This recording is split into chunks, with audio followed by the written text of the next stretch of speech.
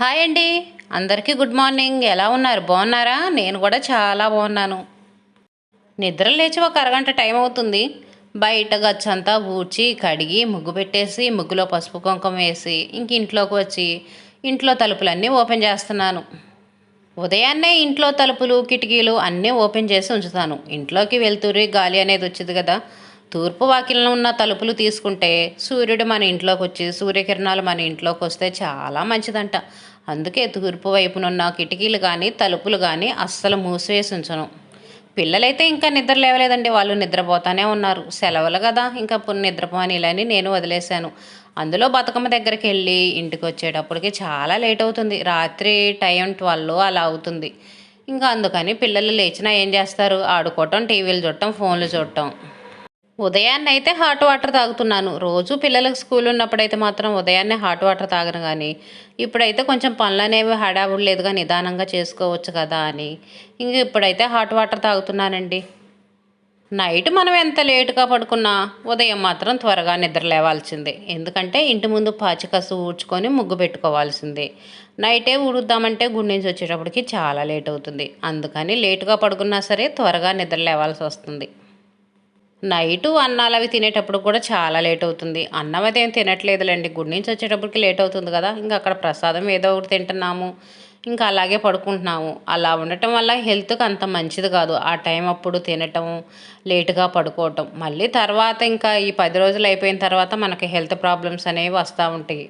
అవన్నీ ఇంకెక్కువగా రాకుండా ఉండటానికని hot water తాగితే మంచిదని ఇంకా ఉదయాన్నే మాత్రం ప్రశాంతంగా కూర్చొని హాట్ వాటర్ తాగుతున్నాను. ఉదయాన్నే అంట్లు కడగటం, బట్టలు ఉతకటం, ఇంక ఈ పని కూడా మొదలుపెట్టాను. అంట్లు కూడా చాలా తక్కువగానే ఉన్నాయిలండి. అంత ఎక్కువగా ఏమి లేవు. ఎప్పుడు అంట్లు అప్పుడు కడిగేసామనుకోండి, అంట్లు అనేవి చాలా తక్కువగా ఉంటాయి. అంట్లు ఎక్కువగా రావు. మనం చాలా సింపుల్గా ఈజీగా అంట్లు కడిగినట్టు ఉండిద్ది. పెద్ద గిన్నె ఒకటి ఉంది కదా, అదైతే నిన్న గుడికి ప్రసాదంగా గుగ్గిళ్ళు వండుకొని తీసుకెళ్ళాను. ఇంక ఈ గిన్నెలో పోసుకొని తీసుకెళ్ళాను. ఇవైతే వెడల్పుగా ఉంటాయి. తిరగమాత పోసినప్పుడు కూడా ఈజీగా ఉంటుందిలే అని గిన్నెలో పోసి తిరగమాత వేశాను. గుగ్గిళ్ళు ఉడకబెట్టి తిరగమాత వేస్తామండి. మామూలుగా ఇంకా ఉల్లిపాయ అయితే వేయం, కానీ కరివేపాకు, ఎండుమిరపకాయలు అవన్నీ వేసి అయితే తిరగమాత వేస్తాము. మనం రుచిగా తింటమే కాదండి, అమ్మవార్లకు కూడా రుచిగానే వండి పెట్టాలి కదా మరి. తిరగమాత వేయకుండా తీసుకెళ్ళటం, పచ్చివి తీసుకెళ్ళటం, అవి టేస్ట్ ఏం బాగుంటాయి, అంత బాగుండవు. ఎవరికైనా ప్రసాదం పెట్టాలన్నా వాళ్ళు తినటానికైనా టేస్ట్గా ఉండాలి కదా, కొంచెం టేస్ట్ బాగుంటేనే తింటారు. ఇంకా ఉల్లిపాయలు, వెల్లుల్లిలు అలాంటివంటే మనం వాడకూడదు కాబట్టి అలాంటివి వాడం. కానీ కాకపోతే ఉడకబెట్టేసి తిరగమాత వేసుకొని మాత్రం తీసుకెళ్తాను. ఫస్ట్ రోజైతే పాయసం చేశాను.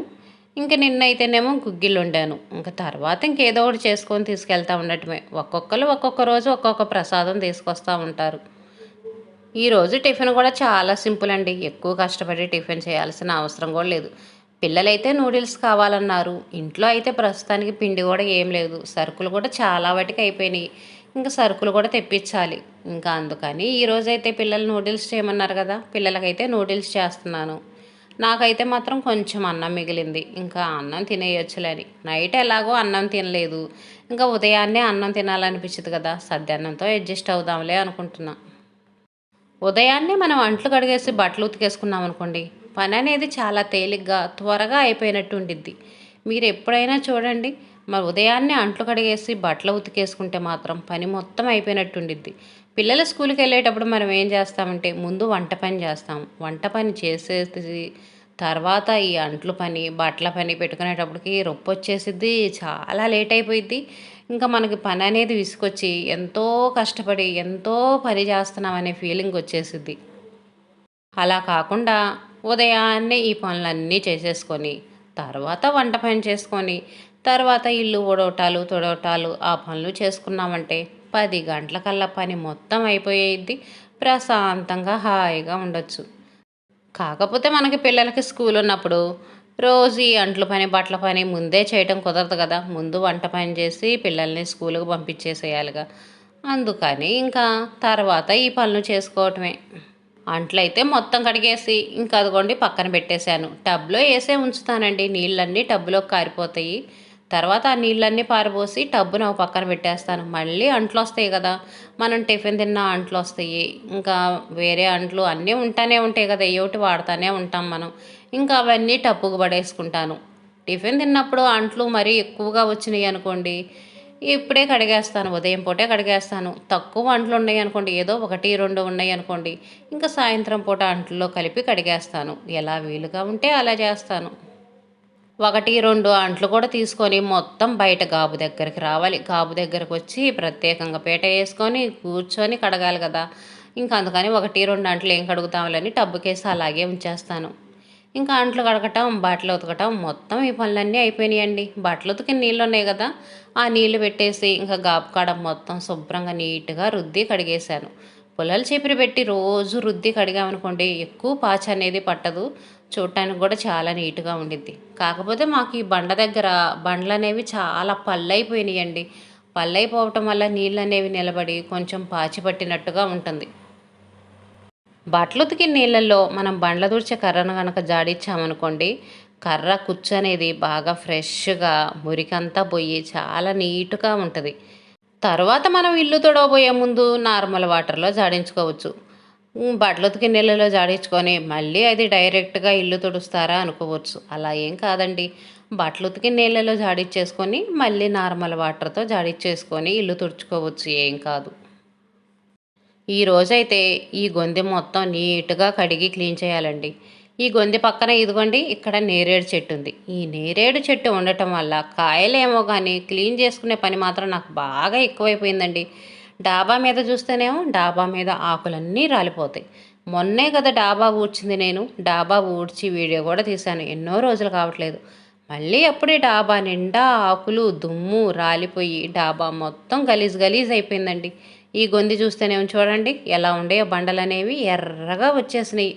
ఎంత రుద్ది కడిగినా సరే ఈ మరకలనేవి పోవట్లేదు.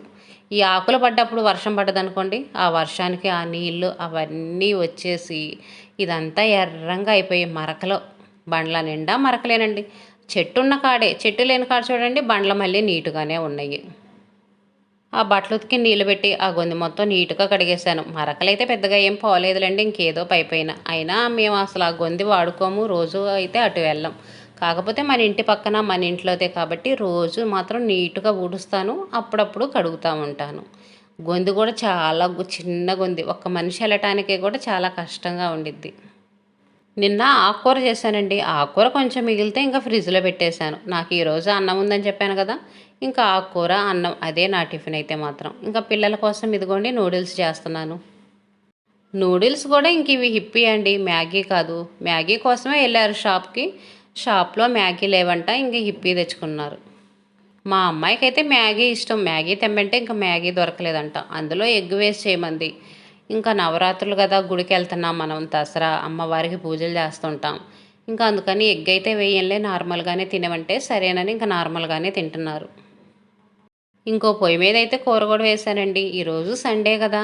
ఇంకా వెజిటేబుల్ బిర్యానీ చేసి, ఇంకా కుర్మాలాగో, షార్వాలాగనో ఎలాగనో ఉంటదిలే అని టమాటాలు, ఉల్లిపాయలు మిక్సీకేసి ఇంక ఇలా అయితే చేశాను. కూర గ్రేవీ ఎక్కువగా వచ్చిద్దిలే అని. ఇవిగోండి ఇంకా నూడిల్స్ కూడా చేశాను. నూడిల్స్ మసాలా కూడా వేశాను. ఇవి కొంచెం టేస్ట్ బాగుండటం కోసం మనం ఇంట్లో చేసుకునే ధనియాల పొడి ఉంది కదా! కూరల్లో అవి వేసుకుంటాం. అదైతే ఒక అర స్పూన్ వేస్తున్నాను. కొంచెం మసాలా టేస్ట్ అనేది బావుండిద్ది కదా అని. కొంచెం మసాలా వేశాను. వాటర్ కొంచెం ఎక్కువైనా సరే చప్పదనం లేకుండా ఉండిద్దిలని కొంచెం చిటికెడు ఉప్పు కూడా వేశాను. దీన్ని కొంచెం వాటర్ ఇనుకుపోయేదాకా ఉడకనిస్తే ఇంక సరిపోయిద్ది. నేను ఎక్కువ శాతం నూడిల్స్ ఇలానే చేస్తూ ఉంటాను. ఎగ్ నూడిల్స్ చేసినా అంతే. ఒక అట్ల పెండం మీద ఆమ్లెట్ లాగా వేసి, దాన్ని ముక్కలుగా చేసి దీని మీద వేస్తాను. ప్రత్యేకంగా నీళ్ళల్లో ఉడకబెట్టడం, దాన్ని వడకట్టడం, మళ్ళీ ఆయిల్ వేయటం, దాన్ని తిరగమాతలు వేయటం, అయి వేయటం, ఇయి వేయటం. ఇంకా అలా అయితే చేయనండి. ఏది చేసినా సరే సింపుల్‌గా అయిపోవాలి. ఎక్కువ కష్టం లేకుండా ఉండాలి. సింపుల్‌గా అయిపోవాలి. టేస్ట్‌గా ఉండాలి. నా ప్రాసెస్ అయితే మాత్రం ఆ విధంగా ఉంటది. ఇంక ఇదిగోండి కూర కూడా రెడీ అవుతుంది. చిన్న పొయ్యి మీద సిమ్‌లో పెట్టాను కదా! ఉడకటానికి కొంచెం టైం ఎక్కువ పడుతుంది. మరీ గట్టిగా కాకుండా కొంచెం లూజుగానే ఉంచుతాను. అన్నంలో కలుపుకోవడానికి వీలుగా ఉండాలిగా. ఇంకొక రూ. 20 అయితే బయట ఇడ్లీ తెప్పించాను. ఇంకా ఎవరికి నచ్చిన టిఫిను వాళ్ళు తింటమే. నాకైతే మాత్రం ఇంక ఇదిగోండి నాకైతే అన్నం ఇదిగో రెడీగా ఉంది సద్దన్నం. సద్దన్నం, సద్ది ఆకుకూర. దీన్ని మించిన ఆరోగ్యం ఏముంటదండి? ఆకుకూర తింటే మన హెల్త్‌కు చాలా మంచిది. వీలైనంత వరకు ఆడవాళ్ళు కానీ మగవాళ్ళు కానీ అందరూ ఆకుకూర తింటే హెల్త్కి చాలా మంచిది. రైస్ అనేది ఎక్కువ తినకూడదంట. రైస్ తక్కువ తింటే చాలా మంచిదంట. కానీ రైస్ ఎక్కువ మిగిలినప్పుడు మనకేమో పడేయటానికి ప్రాణం ఒప్పదు. ప్రాణం ఒప్పనప్పుడు ఏం చేస్తాము, టిఫిన్ మానేసి ఇలా అన్నం తింటా ఉంటాము. ఈరోజు వీడియో అయితే ఇదేనండి. ఈ నవరాత్రుల్లో ఈ పిల్లలతోటి ఇలా పని అనేది, ఇలా టైం పాస్ అనేది ఇలా గడిచిపోతూ ఉంది. వీడియో నచ్చితే లైక్ చేయండి, షేర్ చేయండి, సబ్స్క్రైబ్ చేసుకోండి.